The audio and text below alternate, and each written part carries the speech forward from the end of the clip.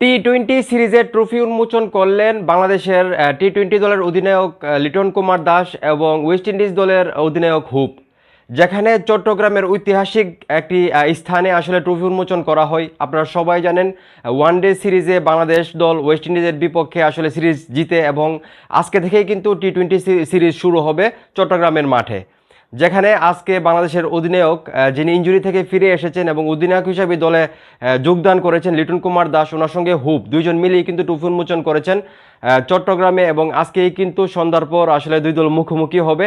এবার দেখার বিষয় বাংলাদেশ জাতীয় ক্রিকেট টিম ওয়ানডে সিরিজের মতো টি-20 সিরিজও ভালো খেলতে পারে কিনা, এই সিরিজটা জিততে পারে কিনা। আমরা সবাই জানি টি-20 যে ফরম্যাটটা আছে সেই ফরম্যাটে কিন্তু ওয়েস্ট ইন্ডিজের প্রত্যেকটা প্লেয়ার খুব ভালো খেলে এবং বাংলাদেশ দলও কিন্তু লাস্ট যে সিরিজগুলো খেলছে টি-20 সিরিজগুলো সেখানে খুব ভালো পারফরমেন্স ছিল। এবার দেখার বিষয় বাংলাদেশ জাতীয় ক্রিকেট দল ওয়েস্ট ইন্ডিজের বিপক্ষে টি-20 সিরিজটা জিততে পারে কিনা।